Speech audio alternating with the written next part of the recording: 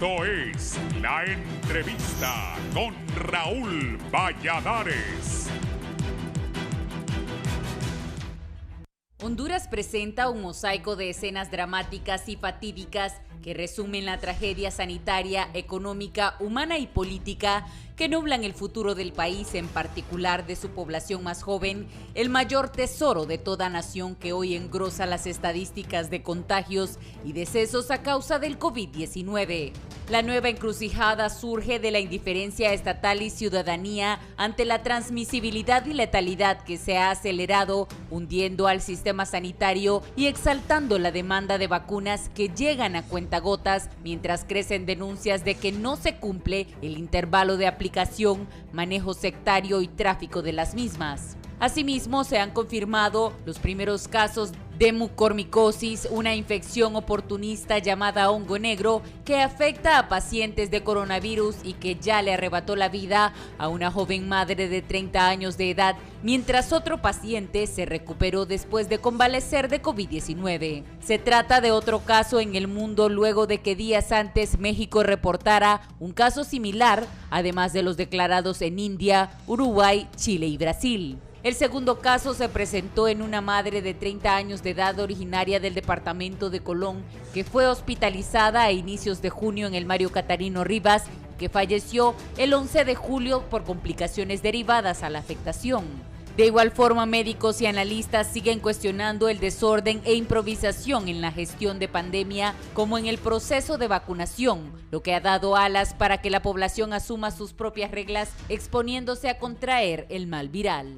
Con ese comportamiento se tendrán que habilitar más escenarios que triajes ante las nuevas variantes, como las infecciones oportunistas que brotan con el mal viral, advierte el presidente de la Asociación de Médicos del Instituto Hondureño de Seguridad Social de San Pedro Sula, el doctor Carlos Umaña. El cierre temporal del pasado martes de la Sala de Cuidados Intermedios de COVID-19 del Hospital Leonardo Martínez Valenzuela es otro reflejo de la compleja situación sanitaria actual al detectarse la presencia de la bacteria Serratia, otro enemigo invisible que frecuenta los hospitales. Asimismo, el Laboratorio Nacional de Virología confirmó que 37 de 100 hondureños que se realizan la prueba de COVID-19 dan positivos y que el 40% de ese universo permanecen en condición grave en salas de estabilización en los triajes, esperando un cupo en los hospitales donde los espacios son escasos. Hoy la letalidad viral deja al menos 40 decesos diarios, decenas de contagios y escasos cupos en los hospitales. Este es el Guayaquil que vive Honduras, señaló una doctora de primera línea en referencia al oxígeno que escasea. La alta incidencia de ingresos también provoca desabastecimiento de fármacos, por lo que una mayor dotación es otra constante agregada a la ya apremiante complejidad sanitaria del país. Pero lo que las cifras oficiales no reflejan es la calamidad económica de médicos, enfermeros y personal de laboratorios contratados para la emergencia sanitaria que en medio del drama que se vive siguen reclamando el pago de 4 meses de salario ante la Secretaría de Salud, la quilla de un barco llamado Honduras que hoy hace aguas.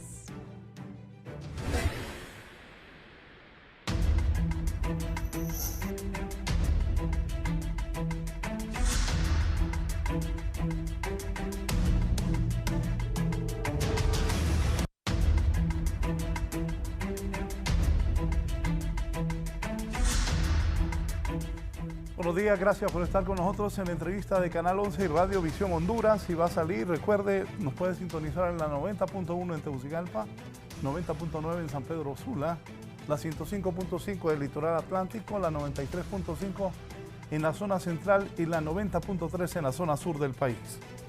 Vamos a hablar del coronavirus que sigue infectando compatriotas y matando hondureños porque todavía no se han vacunado todos y nos descuidamos. Eso es la verdad. Voy a saludar. Pongan atención que son médicos los que hemos invitado para que tengamos el cuidado de seguir las recomendaciones que ellos nos hacen. Saludo al doctor Oscar Díaz, es intensivista, es jefe de UCI del Seguro Social Buenos días, doctor Díaz, gracias por estar con nosotros. Buenos días, licenciado Raúl Valladares y sus distinguidos panelistas con los cuales compartiremos esta mañana. Es un honor estar aquí con ustedes. Gracias también la microbióloga y viróloga, la doctora Ivette Lorenzana. Doctora, buenos días. Muy buenos días, licenciado Valladares. Muchísimas gracias por la invitación y un saludo cordial a su teleaudiencia. El doctor Darío Zúñiga es pediatra. Es un gusto, doctor, que esté aquí. Muy buenos días a los panelistas y buenos días a toda la teleaudiencia de Canal 11. Es un placer estar nuevamente con ustedes. En el orden que los he presentado, voy a iniciar. Si le dicen a la población, por favor, cuál es la situación real de la pandemia en Honduras. Doctor Díaz, iniciamos con usted. Muy buenos días. Bueno, es claro de que este año no ha sido un año bueno en la gestión de la pandemia. Manifiesto en cifras notablemente incrementadas, tanto de casos de hospitalización como de enfermedad grave y muertes, que prácticamente ahorita, al primer semestre, ha alcanzado la cantidad total de casos que tuvimos el año anterior. Y eso es una cosa que nos tiene que llamar la atención, porque estamos sobre una ola que inició desde finales del año pasado y que prácticamente no ha tenido ninguna reducción en su comportamiento en los primeros 6 meses de este año. O sea que es muy preocupante la situación. Sí. Doctora, para usted la situación actual de la pandemia, y luego le voy a preguntar por qué hay más muertos este año que todo el año pasado. Doctora. Sí, la situación, como decía el doctor Díaz, prácticamente es la misma que el año pasado. No tenemos una reducción del número de casos que se presentan, digámoslo, diariamente. En un condensado semanal sabemos de que la situación es apremiante.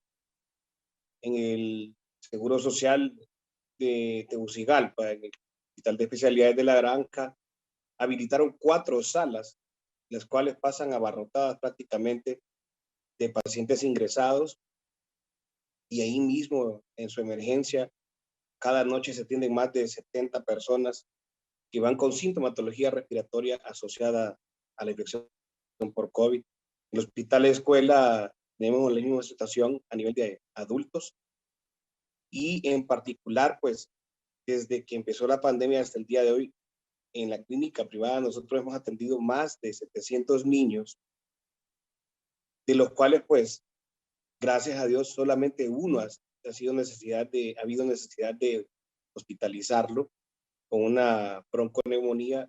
Hemos tenido neumonía, casos de gripe, diarrea, rinofaringitis, otitis, asociadas a lo que es la infección por COVID. Pero realmente no hemos visto una reducción en el número de casos. Ya a nivel nacional se cuantifica hace 2 días en los datos oficiales que se publican en Internet, 276,000 casos, de los cuales van alrededor de 7,300 muertes y casi 95,000 personas recuperadas. Pero estos son los datos oficiales. Yo, viendo los datos que tenemos en nuestro centro privado, podemos ver de que si sumamos todos los centros privados, estas cifras realmente no son las reales. Cuando hacemos una relación con las muertes que cuantifican los que venden féretros, podemos ver de que esta de 7,400 personas realmente casi es el doble de las personas que han fallecido por causa de esta enfermedad. Al inicio decían que los niños no se infectaban. Recuerdo cuando empezó la pandemia que decían que los niños no se infectaban. Al final sí se infectan, y está iniciando el lunes. Pasó una noticia que los hospitales se estaban llenando de niños infectados y mujeres embarazadas. ¿Qué pasó ahí? Que primero se decía que no se podían infectar y luego sí es evidente que los niños se infectan por el coronavirus.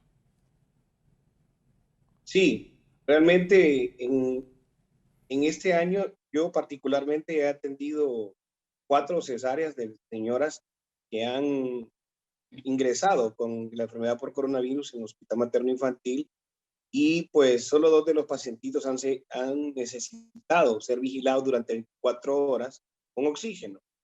Pero así, hablando del turno de la tarde, de los pediatras y neonatólogos de la tarde, pues hemos visto que prácticamente los que estamos por la tarde hemos atendido alrededor de 4 a 5 cesáreas en lo que va del año 2021 con de señoras que tienen COVID. Es una situación bastante compleja. La movilización de una paciente con COVID que va a parir por vía abdominal, por vía cesárea, y vemos cómo, pues, todo el alrededor, la logística alrededor de una paciente, podemos ver cómo hay que prepararse casi 1 hora y media para esto, mover un equipo de trabajo a un área especial dentro del hospital, y vemos lo complejo con una paciente. Entonces, imagínense lo que están viviendo nuestros colegas en los centros de triaje, en los hospitales, en las emergencias. Es terrible imaginar las condiciones en las que estamos, porque ustedes lo han visto, estamos repitiendo lo del año pasado. No hay oxígeno, no hay cupos en las salas, hospitales privados llenos en sus áreas de COVID. Y entonces la pregunta es, ¿cuánta gente está enferma el día de hoy, requiriendo de Remdesivir, requiriendo de tocilizumab, requiriendo de cuestiones especiales, de alto flujo, de un ventilador mecánico? Realmente creo que vamos a escuchar al doctor Díaz para que veamos pues el impacto que tiene a nivel de la población adulta. Pero en niños esto no deja de ser algo irreal. El 30% de la población infantil a nivel mundial se está viendo afectada, y esto pues es preocupante. Es algo que tenemos que atender de alguna forma. Ya llevamos 1 año y medio de pandemia y no vemos nosotros un panorama claro con respecto a la prevención y la toma de medidas que puedan disminuir el número de casos. Sí, doctora Ivette Lorenzana, para usted, ¿cómo analiza la actual situación de la pandemia? ¿Cómo estamos en su opinión? Pues en mi opinión, la verdad es que Honduras vive una ola de transmisión continua. Yo no puedo decir que hemos tenido diferentes olas, como se han descrito en otros países que son claramente definidas, sino que aquí ha sido realmente continuo, y definitivamente en estos últimos meses esta transmisión comunitaria es sumamente elevada. Y eso se debe a que realmente el comportamiento, ¿verdad?, de las personas se ha relajado demasiado. Y también tenemos que ser francos en decir que es una responsabilidad compartida, puesto que las autoridades también deben de regular la movilización de estas personas, las aglomeraciones, las reuniones, y estos, si somos francos todos, vamos a ver que eso en ningún momento es regulado. La gente hace deporte, se reúne en iglesias, hace fiestas, y no hay ninguna penalización a que hagan este tipo de actividades.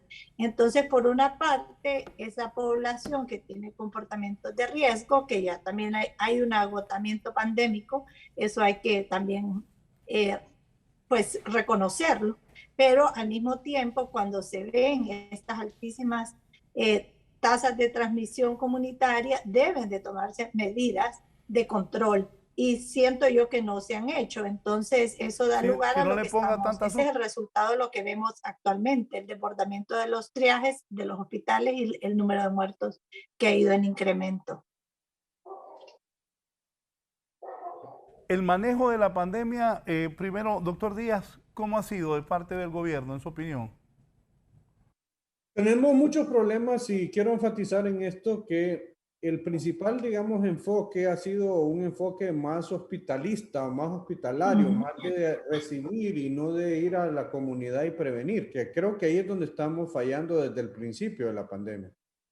¿Por qué? Porque sencillamente es mucho más efectivo que vacunemos, que controlemos las aglomeraciones, que utilicemos las medidas de control de prevención como el uso de mascarilla, Eso nos va a reducir la cantidad de casos y eso nos va a reducir la cantidad de hospitalizaciones y nos va a reducir la cantidad de muertos. Es una cosa que se ha demostrado en todas partes del mundo, que en la medida que los países han tenido un mejor control en esto, han podido recuperar. Pero hay un aspecto puntual de este virus, que es un virus que es altamente mutable, es decir, genera rápidamente cepas nuevas y esas cepas nuevas mantienen, por así decirlo, cierto nivel de transmisión comunitaria, que es prácticamente lo que está pasando en todas partes del mundo. Por ejemplo, ahora mismo los países del sudeste asiático que habían destacado por su excelente control en medidas de prevención en la comunidad están teniendo rebrotes y usted puede leer que, por ejemplo, Corea del Sur, Tokio, Japón o Vietnam han tenido que elevar sus niveles de alarma o de alerta nacional precisamente por tener rebrote de casos condicionados por la aparición de nuevas cepas. Entonces, no podemos quitar el dedo del renglón, que necesitamos acelerar el proceso de vacunación, que la población tiene que ser responsable. O sea, usted ve las publicaciones, por ejemplo, del Heraldo esta semana de las reuniones sociales en el toque de queda en la ciudad capital, que en este momento, digamos, tiene, por así decirlo, la mayor cantidad de casos del país, y la población no toma conciencia de que hay una responsabilidad sobre nuestra propia salud y sobre nuestros propios familiares.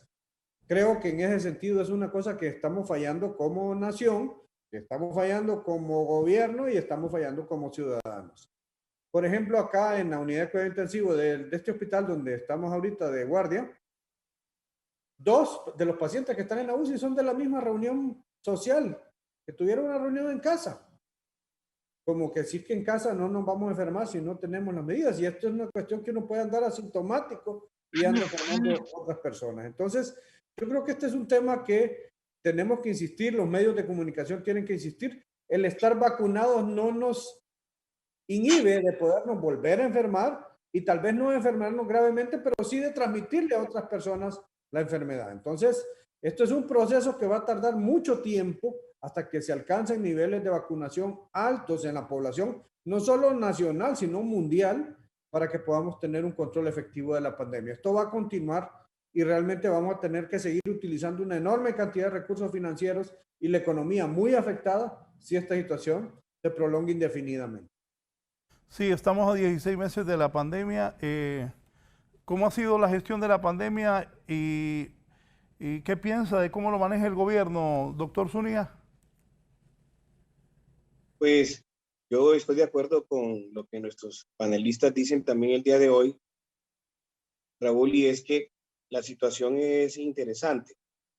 Ahí en otras partes del mundo se ha vuelto a tomar lo que son las medidas restrictivas de las reuniones sociales y hemos visto cómo a nivel local aquí en Tegucigalpa se ha disminuido los operativos en las calles para ver qué anda haciendo la gente en altas horas de la noche, 9, 10 de la noche, y usted todavía ve gente desplazándose. Los centros comerciales, los cines, preguntaba yo cómo es esa situación en los cines y dicen que un 30% de la capacidad de las salas es la que permiten que entren a los cines.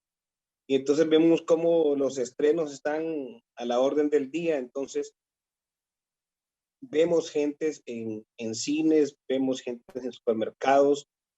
Y pues quiero rescatar lo que decía el doctor Díaz. Y es que la población tenemos mucho que ver con esta situación del coronavirus. Nuestro uso de la mascarilla, nuestro lavado de las manos, nuestra capacidad de distanciarnos. Hace una semana, 5 días, el día jueves, la Fundación de Atención al Niño Quemados, junto con la Estancia School, se vacunaron 2.100 personas. Yo estuve en la organización por lo menos del día de la vacunación y vemos cómo gente educada de todo nivel educativo, académico, se pegaba al de enfrente y al de atrás. Y yo decía, Dios mío, este es un foco de transmisión. Y estamos hablando de que había que esperarse, había que tener una conciencia de cada quien de separarse de las personas. Entonces, la situación es bastante compleja. No tenemos restricción de de reuniones sociales. En otras partes se habla de que no pueden haber más de 6 personas en una habitación, dependiendo de dónde estén trabajando.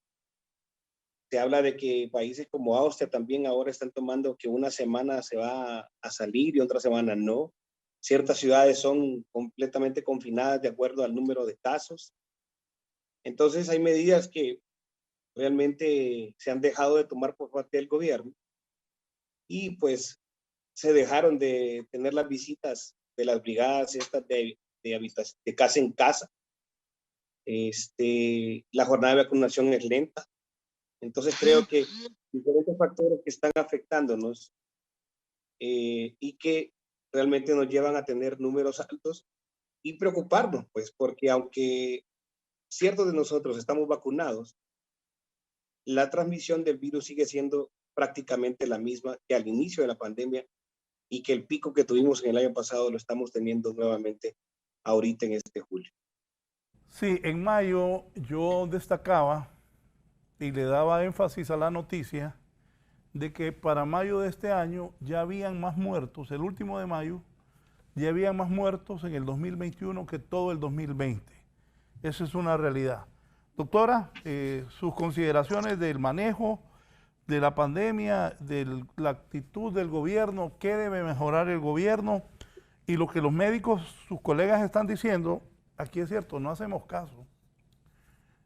El sábado... Sí, licenciado Valladares, en realidad cambiar el comportamiento de las personas ha sido siempre un reto y en todas las enfermedades infecciosas esto se ha comprobado que no es fácil solamente comunicar un mensaje diciendo use la mascarilla, haga distanciamiento social, lávese las manos. Si eso fuera así de sencillo, yo creo que ya no tendríamos enfermedades infecciosas. Es muy difícil cambiar la mente de las personas. Lo que está diciendo el doctor Zúñiga, están en una fila para una vacunación, para recibir la mejor estrategia y herramienta de prevención y sin embargo están pegaditos, ¿verdad? Entonces, conscientes de esto, ¿verdad? Esta situación que no es sencillo decirle a la persona y mucho menos decirle use doble mascarilla, colóquesela correctamente, no se la quite cuando va a toser, porque al final de repente se la quitan para toser. Es un reto bastante grande que requiere también esfuerzos muy grandes. Como por ejemplo, a mí me encantaría ver campañas de comunicación y educación masivas a la población en que se concientice de esto, ¿verdad? Porque no es fácil. A mucha gente le perdió miedo al COVID, porque dicen, a mí ya me dio y no me pasó nada, o a mi pariente ya le dio. Entonces, son varias situaciones las que hay que enfrentar y de otra manera, lo que decía anteriormente, que es una responsabilidad compartida definitivamente, porque el aforo de los locales en un inicio era controlado, ¿verdad? Que solamente entraran tantas personas. Ahora es un descontrol. Para empezar, yo veo que los bares están abiertos, o sea, no hay ninguna restricción. Los toques de queda no se respetan. Entonces, de ambos lados nos conducen a una despreocupación, a conductas de riesgo que no existe ningún control. Yo creo que ya ha sido dicho muchas veces y por diferentes sectores que la gestión de la pandemia de parte de las autoridades puede mejorar mucho, ¿verdad? Tiene bastante espacio de mejora y una de las cosas que podría ahorita en este momento tan crítico de apoyar es unir varios sectores, ¿verdad? Y escuchar tal vez la experiencia de gente dedicada a la ciencia, a la medicina, que apoyen en la toma de decisiones, porque es momento de tomar decisiones inmediatas. No es momento de estar haciendo largos documentos con grandes objetivos, cuando prácticamente lo que hay que controlar son estas condiciones de riesgo. Sabemos que los hospitales móviles no vinieron, entonces hubo que tener un plan B porque como decía el doctor Díaz, tampoco una pandemia es a solamente llenar los hospitales de camas o de personal. Realmente el mayor trabajo se tiene que hacer a nivel de la prevención. evitar a que la gente y que tengan el riesgo de morir.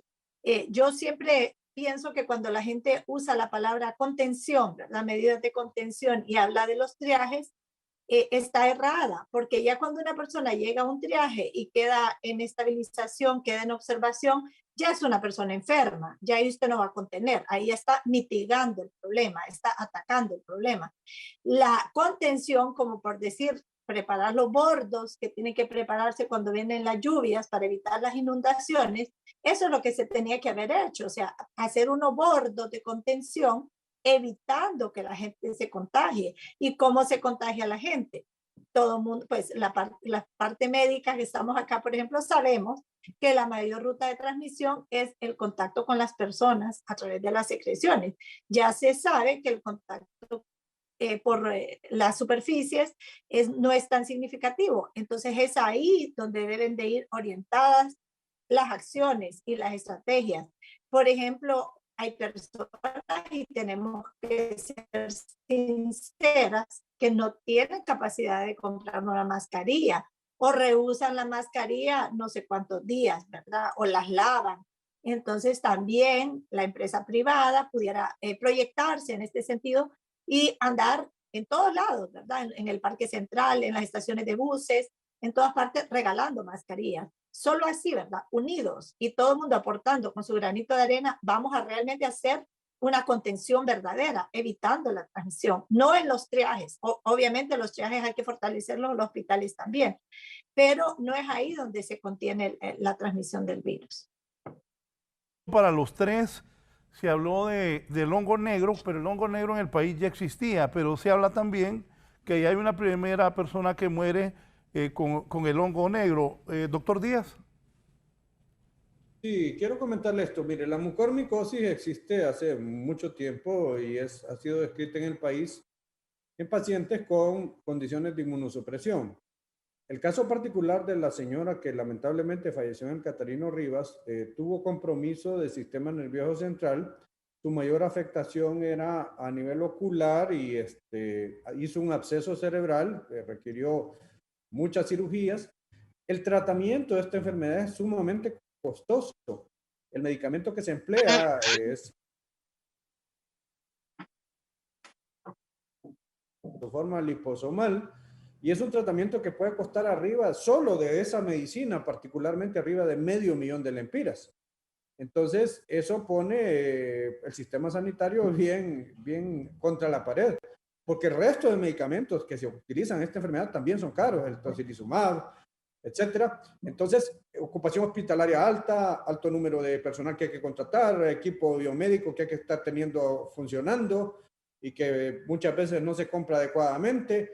Todo eso al final suma un montón de dinero y el sistema de salud, pues como todos sabemos, y esto es una verdad de perogrullo, está quebrado desde hace muchísimos años y no se ha dado pues el valor como sociedad que tenemos que darle a la importancia de tener un sistema de salud robusto. Esto ha sido una oportunidad para que nuestro sistema de salud se reorganizase y estamos perdiendo la oportunidad. Seguimos trabajando de la misma manera y cometiendo los mismos errores. Doctor Lorenzana. Doctor Zúñiga, ¿qué piensa de esto, del hongo negro y lo que estaba hablando el doctor Oscar Díaz?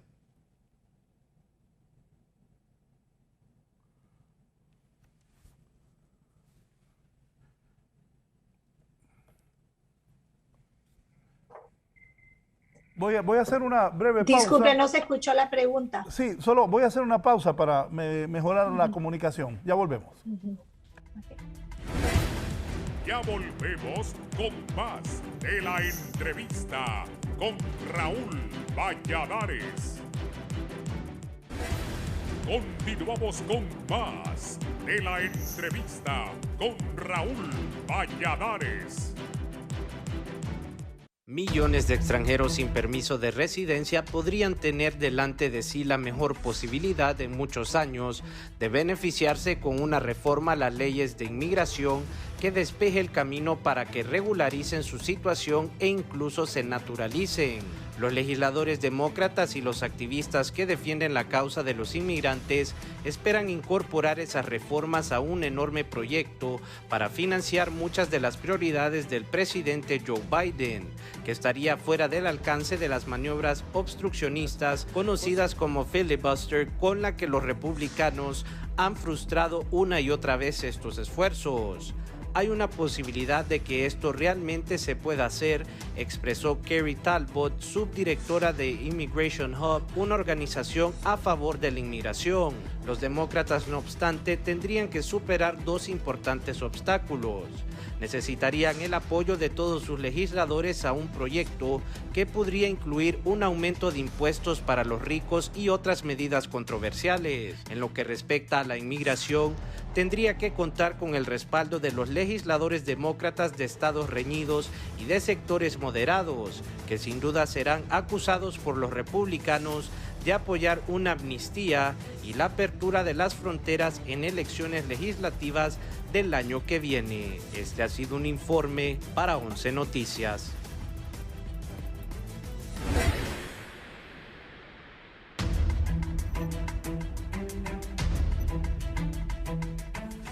Bien, continuamos. El año pasado, se miraban imágenes que en Guayaquil, Ecuador, había gente que la quemaban porque moría del COVID y no habían dónde atender tanta gente. La verdad que de 35 hasta 40 de cada 100 pacientes están dando positivo en Honduras y todavía no llegamos a poder hacer las 3.000 pruebas diarias que se esperan. Doctores, ¿qué hay que hacer? ¿Qué recomendarle a la gente? Voy a iniciar con la doctora Ivette de Lorenzana. Doctora.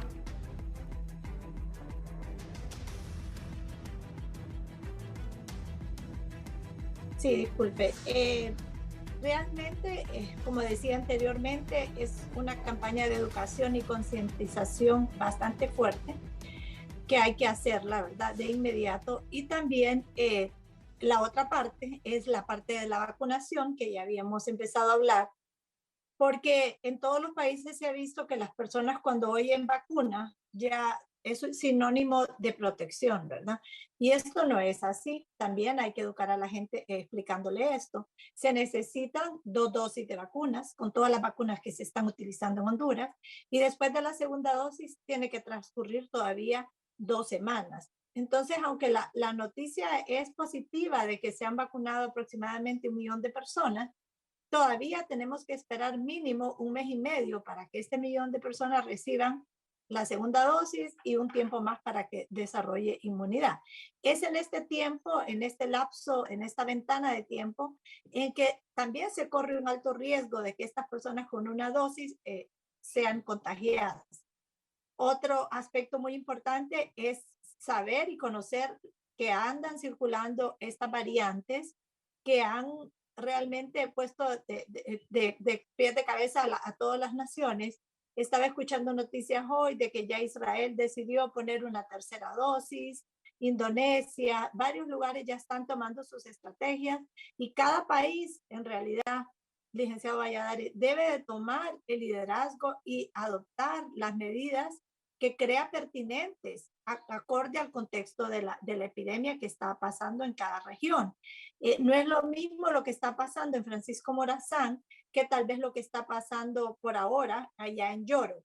No sé, no soy epidemióloga, pero los epidemiólogos saben dónde están las zonas donde hay una actividad de transmisión muy alta, ¿verdad? Zonas calientes, zonas en rojo. Es ahí donde deben de enfocar las medidas, ¿verdad?, de contención, las verdaderas medidas de contención y de acelerar el proceso de vacunación. En este proceso de vacunación que a todos nos alegra, que ya en Honduras haya por lo menos en una parte en los freezers, pero ahí están ya 3 millones de dosis de vacunas.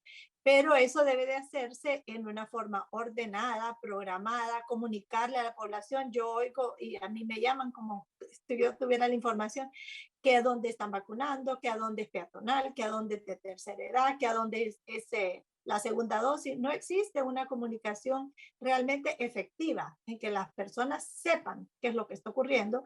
Y yo creo que transparentemente deberíamos también saber cuál es el programa de vacunación que viene en los días consiguientes.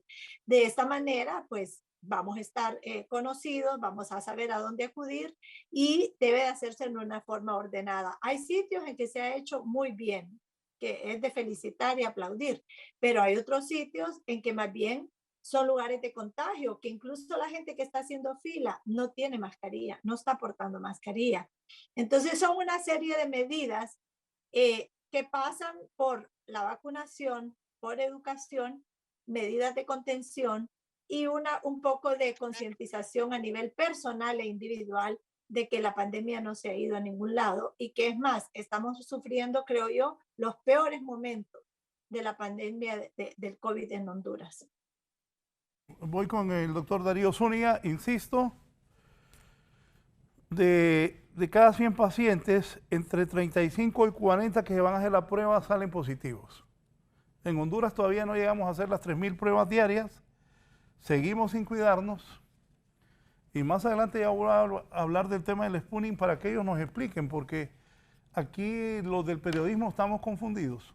Pero primero eso, del alto grado de positivos que están saliendo, doctor Zúñiga.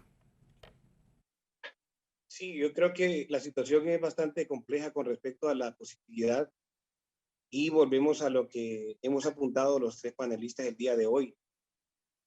La irresponsabilidad que tenemos, hablando en términos generales, con el distanciamiento físico, también con el mismo lavado de las manos y con el uso de la mascarilla.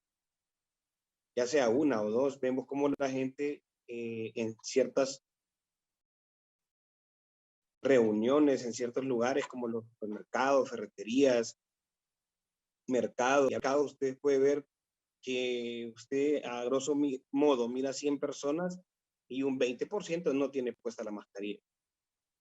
Entonces esta situación de transmisión masiva es lo que realmente está afectando la situación de la infección por COVID. Medidas restrictivas, creo que parte de la mala organización del gobierno, la mala organización de las autoridades sanitarias del país.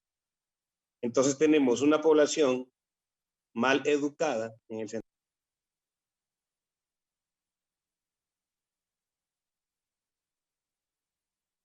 Micrófono, doctor. Doctor, el micrófono. Pero, sí, disculpe, pero vemos nosotros que aunque tenemos las medidas, la gente no está atendiendo esta situación. Entonces, en ese sentido, pues debemos nosotros tener yo diría que mayor respeto por el resto de las personas, por el respeto de la vida de los demás, ya que no respeto la mía. Es complejo. Imagínense que no tenemos diagnóstico, no tenemos prevención todavía. Apuntaba la doctora muy bien ahí con respecto a la prevención y el doctor Díaz. Yo recuerdo en 1991, cuando venía el cólera de América del Sur. Se organizaron los estudiantes de medicina, se organizaron los estudiantes de enfermería, se organizaron todos los estudiantes de la salud de la Universidad Nacional Autónoma de Honduras para poder hacer una campaña de prevención masiva. El Hospital Escuela se preparó con 200 o 300 catres, pero ahora tenemos esta situación que no vemos la prevención como antes la mirábamos. Tenemos tanta red social, tenemos tanto acceso a la comunicación y no tenemos una campaña que haga conciencia en la población con respecto a evitar la transmisión de lo que es el coronavirus. Tenemos que estar en los mercados, tenemos que estar en los supermercados, tenemos que estar en los lugares donde hay aglomeraciones, recordándole a la población en todo momento cuáles son las medidas preventivas, con sanciones para el que no ande una mascarilla, porque al fin de cuentas la transmisión del virus va a repercutir en el colapso de los sistemas de triaje, en los sistemas de emergencias de los hospitales que tenemos en el país, sean públicos o privados. Entonces, creo que tenemos que arreciar fuertemente en una forma casi militar, diría yo, con respecto a lo que es el uso de la mascarilla, la obligación de las cosas. Yo creo que es concientización de la población a medida de una campaña fuerte de prevención. Y también, como decía la doctora, cuando se hablaba de prevención de VIH-Sida, se regalaban los preservativos en las calles, pues entonces en esta ocasión regalémosle mascarillas a las personas que no tienen, en los lugares donde hay aglomeración, y hablemos de lo que es el uso de la mascarilla a todo el mundo. Sí, doctor Oscar Díaz.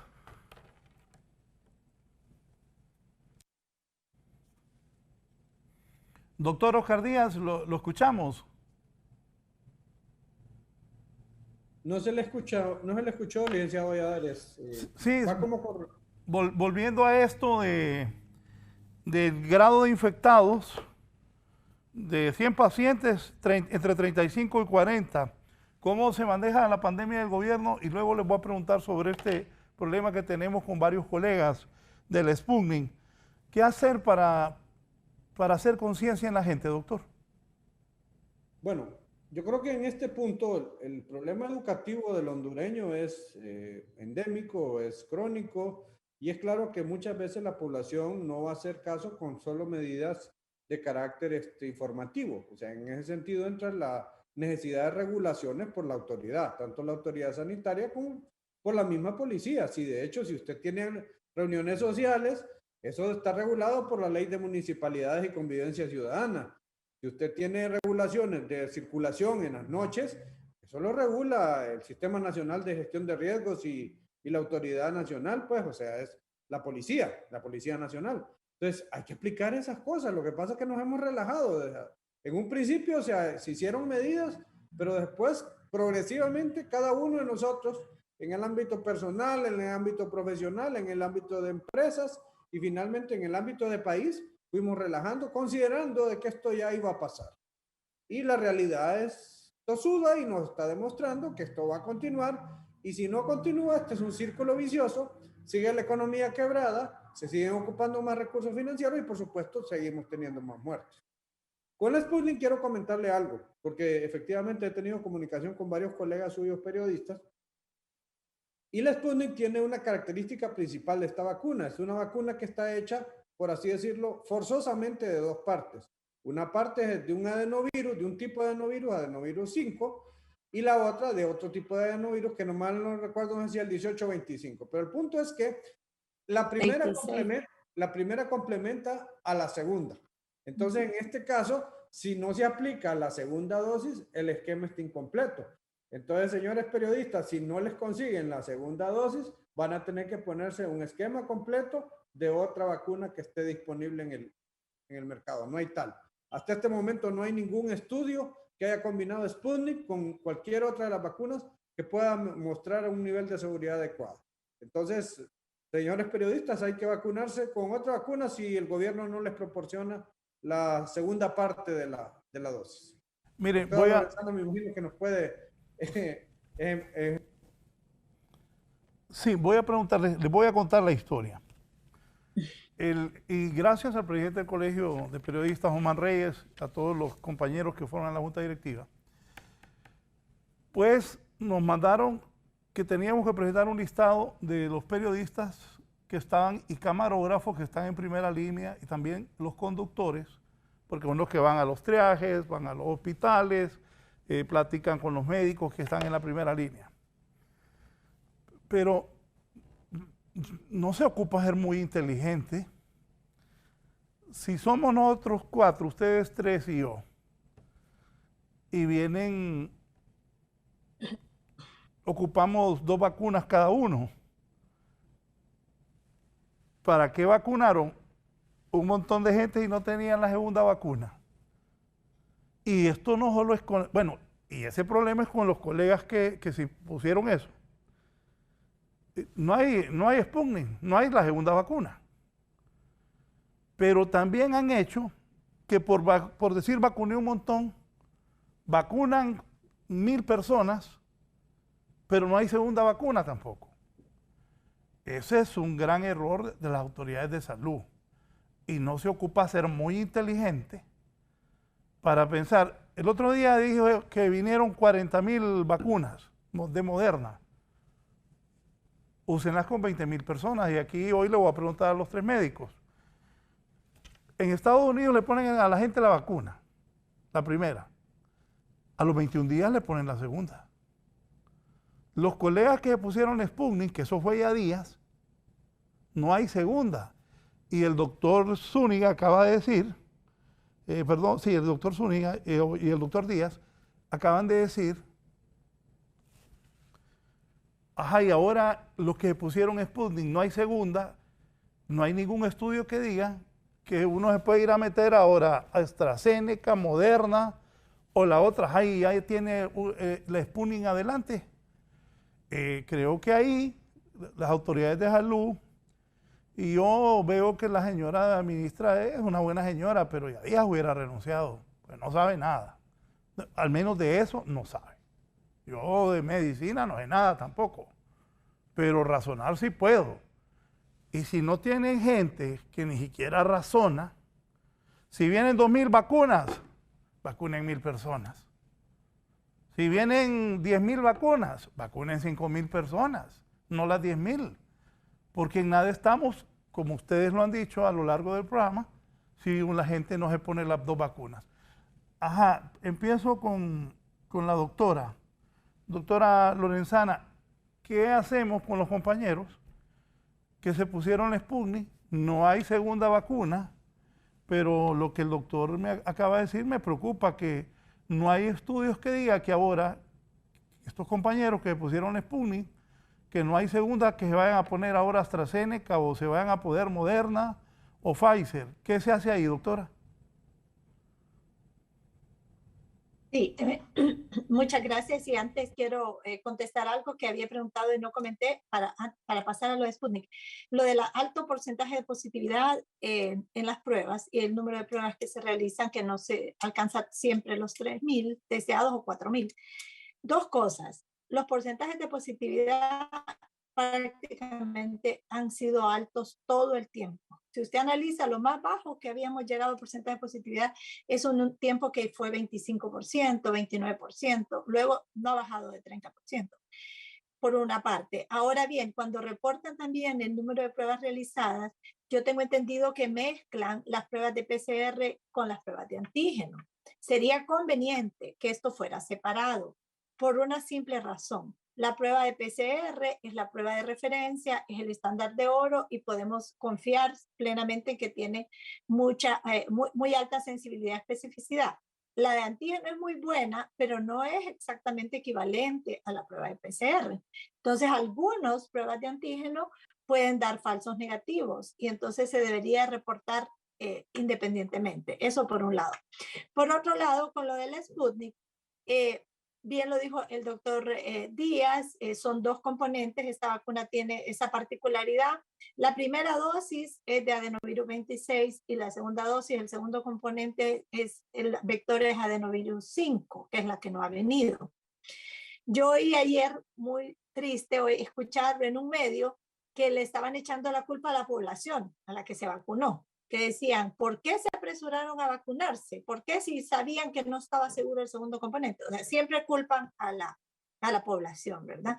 Que por qué hicieron eso irresponsablemente. Eso es incorrecto. Quien lleva el timón del barco y quien dice, ¿verdad?, qué vacuna va a poner y bajo qué esquema la va a poner, son las autoridades, ¿verdad? Hemos en otras oportunidades señalado que no deben de cambiarse las recomendaciones de uso. Incluso las personas, sus colegas que le dieron el carnet de vacunación de Sputnik, seguro ahí tenía la fecha de la segunda dosis y eso ya se venció. Ya pasó 1 mes y medio. Yo comparto con el doctor Díaz en el sentido de que no hay ninguna seguridad de que venga ese componente B. Hay mucha gente que ya está tomando pues acciones por su parte, ¿verdad? Yo conozco gente que se ha ido a Nicaragua a poner su componente B, porque en Nicaragua lo tienen y han completado su esquema. Muy bien si tienen esa oportunidad, pero la mayoría de las personas no van a tener esa posibilidad. El gobierno ha dicho que todavía hay un mes y medio de colchón. Esto lo único que están queriendo hacer es una estrategia de ganar tiempo para ver si finalmente los rusos mandan o no ese componente B. Por mientras, la transmisión comunitaria es altísima, ¿verdad? Y si sabemos que hay gente que incluso con 2 dosis se contagia, no digamos con una sola dosis, en la cual la inmunidad es parcial. Yo comparto con el doctor Díaz y es parte de las guías de recomendación del CDC en Estados Unidos. Si usted llega a Estados Unidos y le dice, yo tengo una primera dosis de Sputnik, usted un esquema de vacunación con las vacunas que nosotros ofrecemos, que las que ellos tienen son 3 básicamente, Pfizer, Moderna y Johnson & Johnson. La única que no tenemos en Honduras es Johnson & Johnson. Entonces yo de igual forma, esa sería mi recomendación, empiece un nuevo esquema. Ya han pasado, porque eso es lo que pide el CDC, que hayan transcurrido 28 días después de su última dosis de la que fuera la vacuna, fuera una vacuna china, fuera una vacuna de donde fuera, ellos dicen 28 días después usted empiece su esquema de vacunación y ellos cumplen con los tiempos. Pfizer es 21 días después que hay que ponerse la segunda dosis. Moderna es 28 días después. Aquí el gobierno adoptó 28 días para ya sea Pfizer o Moderna, y me imagino que es para fines prácticos, lo cual está bien. Tampoco pasa nada porque sean 7 días, ¿verdad? Pero sí, definitivamente, si yo fuera ustedes, yo a la brevedad posible empezaría un nuevo esquema de vacunación. De hecho, lo confieso públicamente, mi mamá era una de las personas que tenía una dosis de Sputnik y yo tuve la oportunidad de ponerle ya la primera dosis de Pfizer y ella va a completar el esquema con Pfizer. Así es. No hay peligro entonces de pasados los 28 días de colocarse una nueva vacuna al que se inoculó con la Sputnik. No existe ningún peligro. Yo le voy a poner un ejemplo, licenciado Valladares. Una persona que le ha dado COVID en todas partes del mundo, se le recomienda que se vacune, ¿verdad? Esta persona que tuvo una infección natural ya estuvo expuesta al virus completo, a todo el virus, y tuvo una estimulación a su sistema inmune. Esa persona se le recomienda que reciba sus 2 dosis de vacuna, o sea que va a tener 3 exposiciones, una completa al virus y la otra solamente a un segmento que es lo que usa la vacuna, y no pasa nada, ¿verdad? Entonces eso le indica que no existe ningún peligro para la salud en que la persona tenga una exposición antigénica, ¿verdad?, al virus en 3 ocasiones. Entonces, definitivamente no va a ocurrir nada negativo a la persona que empiece un esquema de vacunación completo. Al contrario, va a ser una protección que le va a asegurar por cierto tiempo, ¿verdad?, que está inmune. El problema viene cuando se introducen las variantes que tienen cierta capacidad de escape a algunas de las vacunas, ¿verdad? Pero lo que debemos de hacer es poner el escudo lo más pronto posible y sentirse siempre que debe de uno cumplir con todas las medidas de bioseguridad porque no está completamente protegido. No sabemos qué variantes andarán circulando o cuáles entrarán también al país. Doctor Darío Zúñiga, sus comentarios.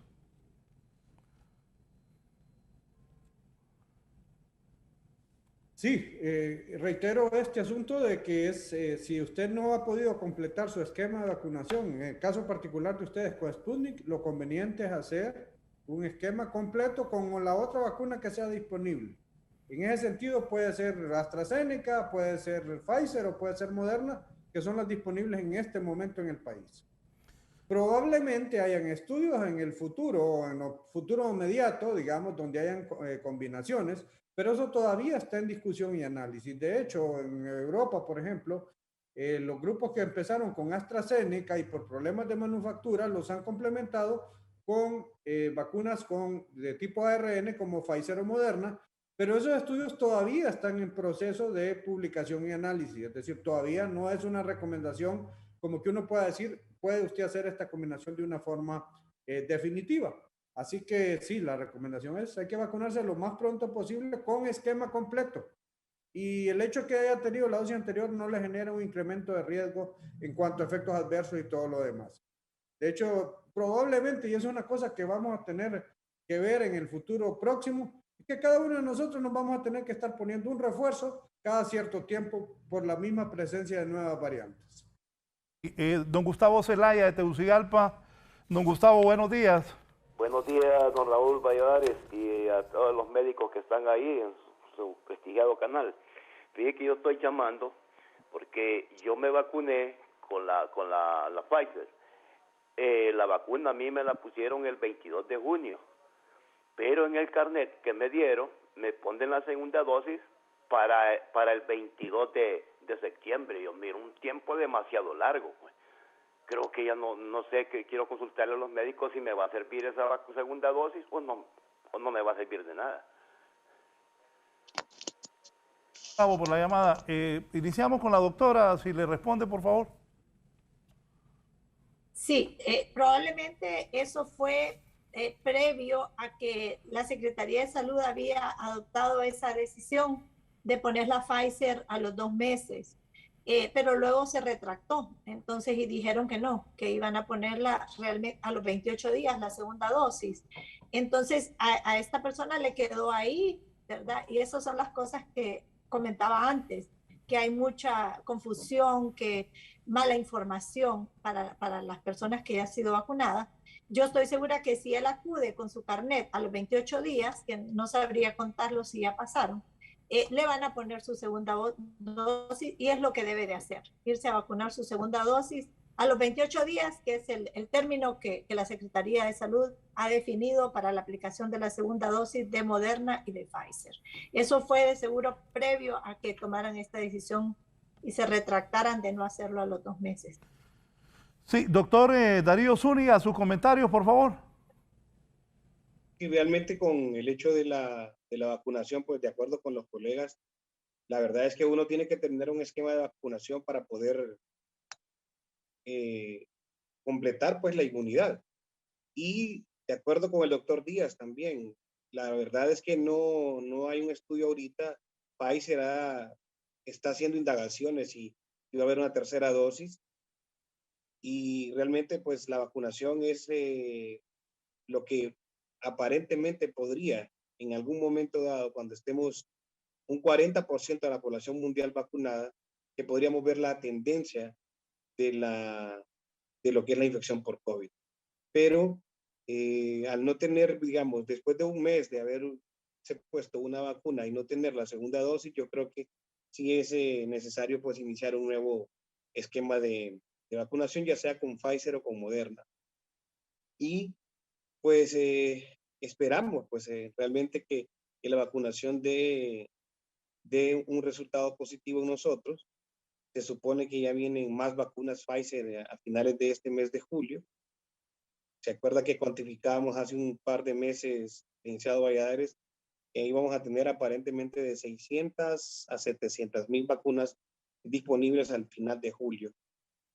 Ojalá que sigamos adelante en esto de la vacunación, porque realmente es lo que podría disminuir el número de pacientes en nuestro país, así como arreciar en esto de las medidas de bioseguridad, que es lo que realmente tiene una efectividad completa, y es el cuidado que nosotros tenemos de nosotros mismos. A título personal, le comento a los colegas, hemos trabajado con muchos pacientes con enfermedad por coronavirus, tanto niños como adultos en nuestra clínica, y hemos visto cómo no nos hemos contagiado, y el simple hecho de lavarnos las manos cada vez que vamos a atender a un paciente, el uso de la mascarilla en todo momento, usar de repente una careta cuando tenemos pacientes con mucha tos, eso pues nos ha protegido, y gracias a Dios ahora, pues ya después de AstraZeneca, nuestras 2 dosis aplicadas. Pero yo insisto, a título personal, las medidas de bioseguridad son realmente efectivas.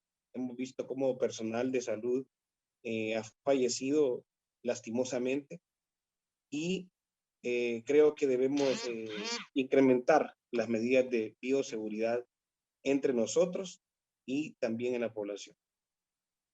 Doctor Díaz. Doctor Díaz, sobre eso que usted nos decía, creo que debería de haber más orden en salud pública. El señor que nos llamó, es lo que yo les decía, ponían vacunas, pero no tenían la segunda. Por eso ponían esa fecha tan lejos. Gracias a Dios y Dios primero, sigan viniendo más y más vacunas. Pero lo que pasaba era eso, de que ponían la vacuna y no sabían si iban a poner la segunda y por eso decían que 2. Y acuérdense ustedes que dábamos la noticia que las autoridades de salud pública decían que iba a durar esa vacuna 3 meses. Y eso era mentira. Bueno, ustedes mismos lo han dicho aquí. En Estados Unidos se la ponen a los 21 y a los 28 días a la gente, no 3 meses. Y era lógico que aquí ponían la primera vacuna y no había la segunda. Por eso ese señor que llamó, y ya la doctora Iveda ha dicho, que vaya a buscar que le pongan la segunda ya. Pero era que no las tenían. Y yo me acuerdo una señora que le iban a poner una AstraZeneca, y la señora dijo que no, que ella la que quería era el Sputnik, y era una enfermera. Ajá, y la Sputnik solo trajeron un poco y no hay. Y ahora con lo que los doctores dicen, y nosotros mandamos a la gente de la primera línea, lo que más necesitaba, a ponerse ese Sputnik, porque las autoridades de salud nos dijeron que eso era lo que nos iban a poner a los periodistas, y ahora no hay segunda, y ustedes dicen que hay que comenzar un nuevo proceso de vacunación. Doctor Díaz, y así una recomendación para el manejo de esas vacunas a la gente de salud, con todo respeto y todo cariño, porque ha sido caótico esto de la vacuna. Mire, el Programa Nacional de Vacunación en el país ha sido modelo y creo que en general es una cosa de las que podemos apreciar que ha sido de las cosas buenas del sistema de salud de Honduras. Con la pandemia, el problema que hemos tenido ha sido el problema de suministro, es decir, no hemos dirigido la suficiente cantidad de recursos financieros en relación a la adquisición temprana de vacunas. Le voy a poner un ejemplo. Nosotros ahora mismo estamos corriendo 3 estudios de vacunas en el país, o sea, ciudadanos hondureños están participando en la elaboración de una nueva vacuna para otra compañía farmacéutica que se llama Sanofi. Pues bueno, ya desde este momento que ese estudio último que estamos haciendo es un fase 3, o sea, previo a la aprobación regulatoria, eso podría garantizarle al país otra dotación adicional de vacunas. Entonces ya deberíamos estar haciendo la gestión con dichosa compañía para asegurarnos que por el hecho que Honduras ha participado con personal voluntario en el estudio, ya tuviese asegurado un número de vacunas. Y eso es lo que ha pasado. El problema es que no es que el sistema en sí, la distribución o eso tenga algún problema. No, el problema es que no ha habido vacunas. O sea, si ahorita el empuje tremendo fue gracias a la donación del gobierno de los Estados Unidos, del presidente Biden a los países con problemas como nosotros, que pudo empujar una cantidad razonable de vacunas en este momento, porque realmente las entregas que han sido por los contratos hechos han sido muy exiguas. El mismo problema del Sputnik, se gastó una gran cantidad de dinero de mandar hasta una misión diplomática allá y pues hasta ahorita lo único que consiguieron fueron esas primeras dosis y no ha habido una responsabilidad sobre esto. Entonces, como es una cosa muy competitiva, el tema está en la gestión de cómo se adquieren estas vacunas. Y para eso, pues definitivamente no podemos depender de una sola fuente de vacunas. Es decir, no podemos confiarnos a Gavi Covax. Tenemos que comprar vacunas de los laboratorios que están produciendo. Sigalpa, buenos días. Adelante, por favor. Hola, buenos días, Raúl. Excelente la orientación que están dando los médicos. Fíjense que le quiero hacer una consulta a cualquiera de los 3 médicos. Mi suegro se la puso la Sputnik B el 20 de mayo. Bueno, hace como 10 días fue a la UTH porque estaban poniendo vacunas y él quería a ver si podía cambiársela, ¿verdad? Y le dijeron que no, que tenía que esperar. Ahorita con lo que está diciendo la doctora, pues otra orientación, que desinformación la que hay, y eso confunden a la población. O sea, debería de salir, ¿cómo se llama? el ministerio, ¿cómo se llama?, de salud a decir esto en unas cadenas, así como nos llenan en cadenas que vienen 4 millones de vacunas, que es una mentira. Así deberían de orientar a la población. Él está bien preocupado porque se puso una y a saber cuándo viene la otra, o si ya se venció el proceso, ¿verdad? Entonces, muchas gracias, Raúl, por la oportunidad. Una orientación más que todo a mi pregunta. No sé quién de los tres. Doctora.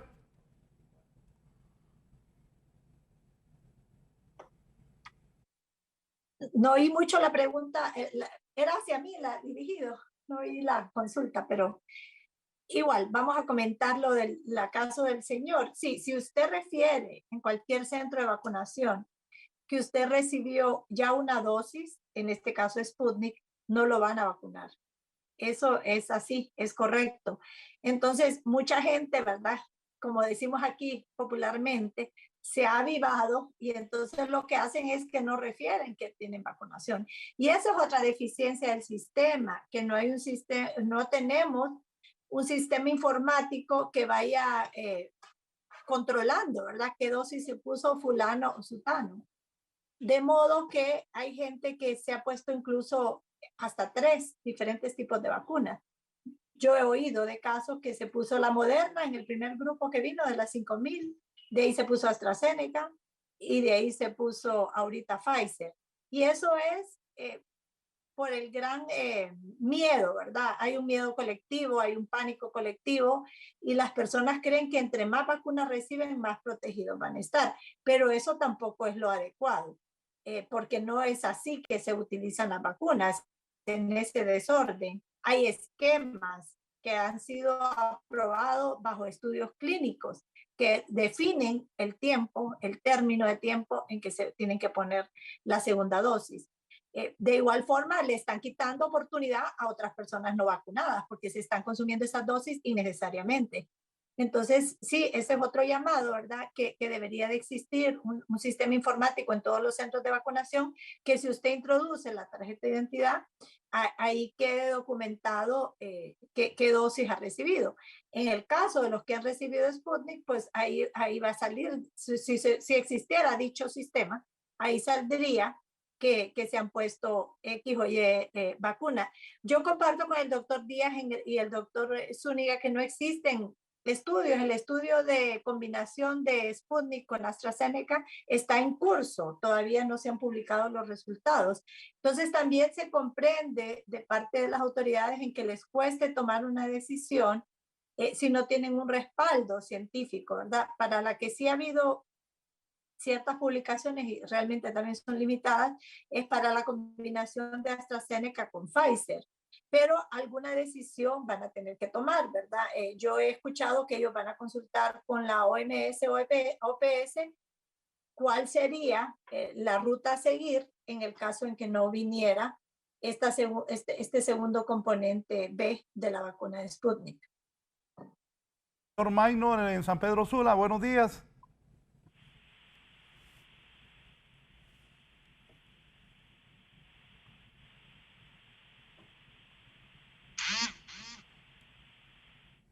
Bien, se cayó la llamada de San Pedro Sula. Sobre lo que preguntaba el televidente, doctor Oscar Díaz y luego el doctor Darío Zúñiga. No, yo creo que claramente con el señor que tiene el problema de que recibió la dosis de Sputnik, yo creo que la Secretaría de Salud debería ser lo suficientemente clara y decir claramente si esa vacuna no va a venir en un plazo razonable de tiempo para complementar el esquema, hay que iniciar un nuevo esquema. Yo creo que en eso no, hay que ir hablando con las cosas como son.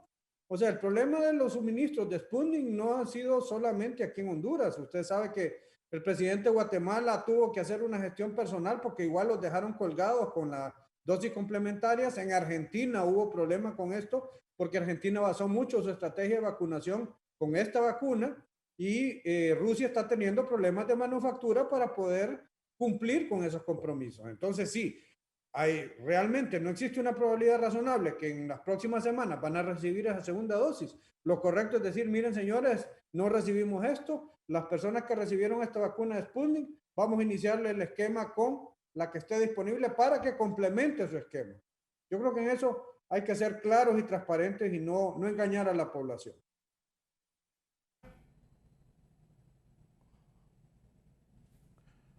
Doctor Darío, adelante.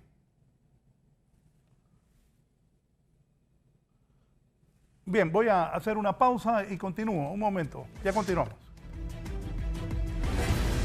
Ya volvemos con más de la entrevista con Raúl Valladares. Continuamos con más de la entrevista con Raúl Valladares.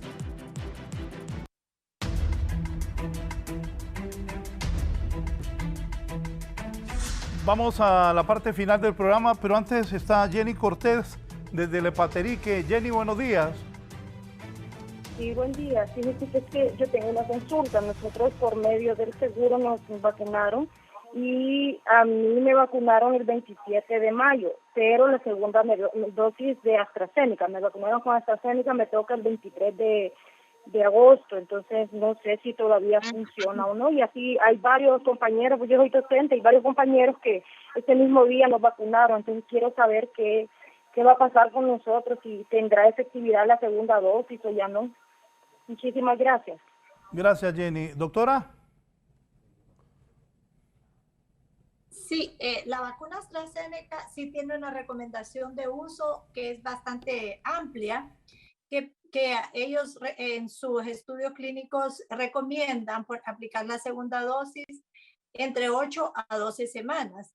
En un inicio, la CESAL la había iniciado a poner la segunda dosis a las 8 semanas, o sea, a los 2 meses. Luego cambiaron y dijeron que le iban a prolongar a 3 meses, probablemente por lo que usted decía, licenciado Valladares, porque no tenían seguridad de tener suficientes vacunas. Pero luego ya indicaron que la iban a estar poniendo a las 8 semanas de nuevo, como lo habían iniciado al principio. Entonces, tiene que estar atenta a buscar, aunque diga que son 3 meses en su cartón, ¿verdad?, de vacunación, debe buscar algún punto de vacunación en que se la apliquen cuando cumpla las 8 semanas. Quiero agradecerle su participación esta mañana. ¿Qué recomendación le nos deja a la población y también a las autoridades de salud? Porque siempre es bueno que médicos como ustedes viertan su opinión y las autoridades los escuchen. Estoy muy agradecido de su comparecencia esta mañana, doctora. Muchas gracias, sí. Yo creo que la población debemos de tomar conciencia, ¿verdad? Buscar los medios para protegernos, porque aquí es como que sálvese quien pueda, ¿verdad? Estamos a ese nivel. Y hacer nuestra parte, nuestro granito de arena, desde los espacios que nos corresponde, para poder apoyar y unirnos, ¿verdad?, entre todos para poder contener realmente la transmisión de este virus, porque que no nos suceda lo que ha sucedido en lugares como la India, el Reino Unido, donde hubo una masiva transmisión del virus que dio lugar a que facilitara la proliferación de estas mutantes, y eso lo debemos de evitar a toda costa. A nivel de las autoridades, pues deberían de unificar la respuesta, ¿verdad?, hacer una respuesta integrada, hacer una mejor sistema de comunicación y sistema de informático, de modo que se atiendan los lugares prioritarios, pero que se tomen medidas que tengan, como decía el doctor Díaz, alguna repercusión gubernamental. Va a haber una penalidad, pero si todo se deja libre a lo que la gente quiera hacer, entonces, como tenemos variantes de preocupación, tenemos también comportamientos de preocupación, y algo hay que hacer para poder frenar esta transmisión comunitaria tan intensa que tenemos en la actualidad. Muchas gracias, la doctora Ivette Lorenzana, por su participación esta mañana. El doctor Darío Zúñiga, sus recomendaciones finales, y también le agradezco haber participado esta mañana. Sí, muchas gracias. Yo creo que concuerdo con los colegas con respecto a las medidas de prevención que deben tomarse. Hay situaciones que deben ser ordenadas desde lo que son las municipalidades, pienso yo, ya que pues el gobierno central no creo que haya llenado las expectativas en ninguno de los aspectos. tanto de prevención como de contención de la enfermedad, pero creo que podríamos organizarnos. En un principio con la contención se vio un cierto control, digamos, pero ahora podemos ver de que la transmisión está demasiado extensa. Deben de haber restricciones de grupo, restricciones de sitios, cines, mercados abiertos, supermercados. Creo que deberíamos de volver a empezar a tener ciertas medidas de restricción. La población debería darse cuenta de que a platicar entre nosotros vemos que todos han perdido una persona conocida o un familiar cercano por la enfermedad del COVID. Y por supuesto, pues, mantener lo que es una estrategia de vacunación que sea efectiva y que, pues, como decía el doctor, es cuestión de suministros. Por más de 20 años la CESAL ha tenido un lugar privilegiado en lo que es la aplicación de vacunas con el programa amplio de inmunizaciones en Latinoamérica. Hemos tenido arriba del 95% de cobertura en cada año. Entonces yo creo que es importante retomar esta situación de lo que es la vacunación en la medida responsable de tener los suministros a cada equipo de vacunación en cada centro de salud, porque en cada centro de salud hay un mapa casi casa por casa de lo que es la población que requiere vacunación. Y por supuesto, pues alentar a la población a usar la mascarilla, a lavarse las manos, a evitarse tocar la cara y por supuesto, pues medidas como la de toser con la mascarilla o buscar un sitio para no toser enfrente de los demás son medidas bastante importantes. Aún nos falta mucho, hemos aprendido tanto de la enfermedad y creo que estamos como al principio, mismo número de casos, misma probabilidad de muerte y eso nos preocupa, pero yo creo que debemos seguir adelante buscando la forma de educar a nuestra gente para que evitemos la transmisión del COVID. Muchas gracias al doctor Darío Zúñiga. Vamos a cerrar el programa con el doctor Oscar Díaz, a quien también le agradezco su comparecencia esta mañana. Doctor Díaz. Sí, muy agradecido haber compartido con ustedes y realmente muy retroalimentado con sus valiosas opiniones. Mi mensaje final sería el siguiente: a nuestras autoridades, que no podemos tener más corrupción en el manejo de la pandemia. Es fundamental el manejo honrado de los recursos ajustan si no se los roban. A nuestra población y a nosotros los servidores de salud, pues obviamente mantener las medidas de bioseguridad, vacunarnos al estar disponibles, alertar que nuestro comportamiento puede comprometer nuestras familias, las gentes que queremos y por lo tanto asumir una responsabilidad compartida sobre este problema.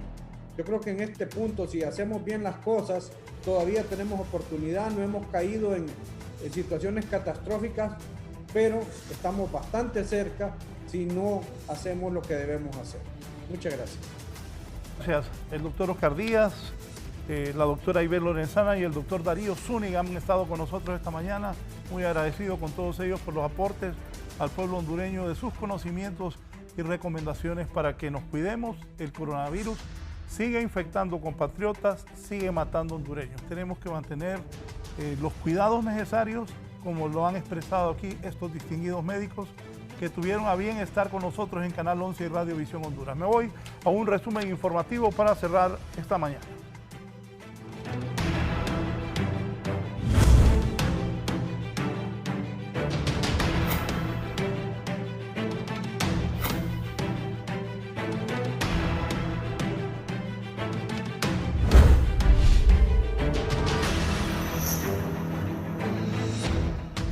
Hay gente que llegó a las 2 de la mañana a la escuela de Estados Unidos. Les habían dicho que los iban a vacunar. ¿Qué pasó, Giovanni Villalobos? Gracias. Buen día, licenciado y los gentiles televidentes de la entrevista. Me encuentro en el Centro de Educación Básica Estados Unidos de América, aquí en el centro de la ciudad. Aquí la gente está desde tempranas horas haciendo fila para vacunarse. ¿Usted? ¿Pero qué pasó? ¿Qué le dijeron? No, que no, hoy no van a poner la vacuna porque no hay, sino que hasta segunda orden porque van con la segunda dosis, dicen ellos. ¿Y usted venía por la primera? Yo venía por la primera y estoy acá desde las 2 de la mañana y Y para nada viene a ser la fila, pues porque imagínense, juegan con la salud del pueblo, porque uno viene por la vacuna porque supuestamente la están poniendo y resulta que no hay, dice. ¿Desde las 2 de la mañana? Desde las 2 de la mañana estoy acá yo esperando. ¿Su nombre es? Marta Ramos. Marta Ramos, y nos vamos a movilizar por acá porque la fila es prácticamente amplia y pues la gente aquí está esperando y como dijo la señora, ya les dijeron que no habrá vacuna aquí en este sector. Buenos días, señor. ¿Usted desde qué hora está aquí? Desde temprano, desde las 4 de la mañana. Desde las 4 de la mañana. ¿Es la primera dosis que ha sido? Sí. ¿Y ya les dijeron que no? Pues todavía no ha venido personal que nos informe todavía. Eso es lo que estás diciendo. ¿Su nombre es? Sonia. Gracias. Esto es lo que puedo informar, licenciado, desde la Escuela de Estados Unidos. No hay vacunación este día y la gente está desde horas tempranas. Buen día para usted y los gentiles televidentes. Es lo que digo, debe haber un poco más de coordinación. Imagínense la gente desde las 2 de la madrugada para que le digan a esta hora que no los van a vacunar. La polémica de las sedes continúa. Para muchos es vender el territorio hondureño. Víctor. Muchas gracias, licenciado y los televidentes de 11 Noticias. Y a propósito de este tema, hablamos con el abogado Marco Antonio Zelaya. Abogado, este tema de las sedes sigue dando que hablar en el país. Hay mucho rechazo. ¿Cómo lo ven ustedes como profesionales del derecho? Bueno, nosotros creemos que es una aberración jurídica lo que hizo tanto el Congreso de la República como el Poder Judicial a través del pleno que realizó dentro de las atribuciones que le ha establecido la Constitución de la República, donde ellos pueden hacer algún tipo de situaciones en relación a las jurisdicciones especiales, nombrando jueces. Pero más allá de eso, ese decreto es lesivo en cuanto al territorio, a la forma de gobierno y lógicamente a ceder a extranjeros parte del territorio de la República y a administrar justicia.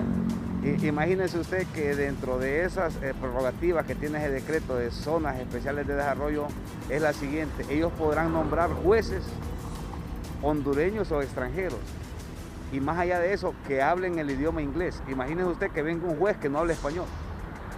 O sea, esa es la interpretación que se la doy y se la estoy dando con responsabilidad en este importante medio de comunicación. Puede ser un juez y no aplicar el derecho común que aplicamos, el derecho romano que aplicamos nosotros, sino que el derecho anglosajón, o sea que sería un jurado. ¿Qué ciudadano hondureño está acostumbrado a manejar un proceso judicial con un jurado? Nadie, porque no es nuestra cultura. Muchas gracias. El abogado Marco Antonio Zelaya dándonos su punto de vista respecto a este tema que sigue siendo polémica en el país. Licenciado, yo regreso con usted al set principal de la entrevista. Gracias, Víctor. Sigue la polémica de las sedes y también hay polémica si hay boicot o no a las elecciones generales. Guillermo. Gracias, licenciado Raúl Valladares y su foro La Entrevista. Bueno, me acompaña esta mañana, licenciado, la diputada Edinora Bruck de Cherefán de la bancada del Partido Liberal, porque hace algunos minutos aquí en este mismo medio de comunicación en Canal 11, Fernando Anduray ha dicho que se le fue el negocio de las manos con las tablets al Partido Liberal y a Libre, representados, dice, en el Consejo Nacional Electoral, porque con esos recursos, con el negocio de las tablets, dice Anduray, se pretendía financiar la campaña del Partido Liberal y la campaña de Libertad y Refundación Libre. En el caso del Partido Liberal, ¿ustedes querían hacer esto, diputada?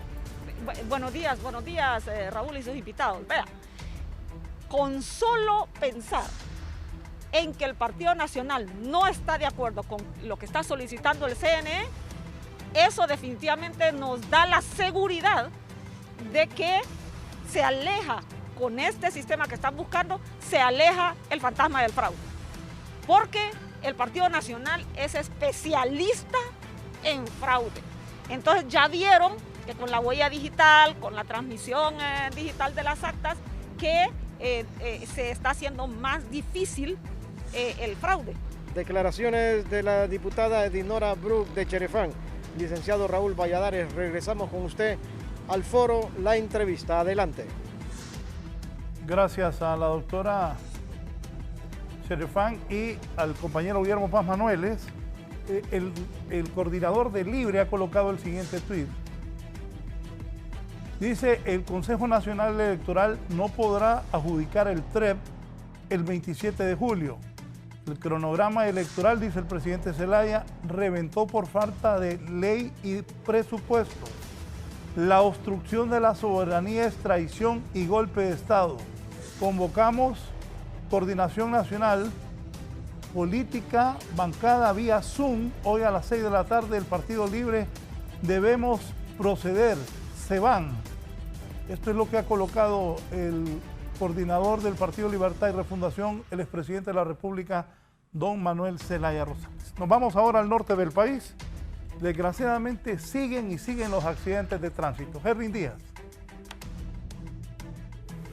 Muchas gracias al licenciado Raúl Valladares. Efectivamente, a esta hora de la mañana, pues hace algunos minutos, se ha registrado un aparatoso accidente. Estamos hablando en el tramo carretero que va de San Pedro Sula hacia el municipio de El Progreso, en el departamento de Yoro, específicamente en lo que es la aldea Omonita. Este vehículo aparentemente se conducía a exceso de velocidad, porque el conductor habría perdido el control y se salió de la pista teniendo un aparatoso accidente. Por fortuna solo ha tenido heridas menores y se conducía solo, según el reporte que han emitido las autoridades de tránsito a esta hora de la mañana. Este conductor fue atendido en el lugar por paramédicos del número de emergencia y pues no fue necesario trasladarlo a un centro asistencial. Las autoridades de tránsito llaman a la prudencia, a la población, a los conductores, para que se sigan evitando estos accidentes de tránsito que en algunos casos siempre terminan en tragedias. Esto es lo que podemos informar al cierre de la entrevista de este día. Con esto damos por concluido. Buenos días.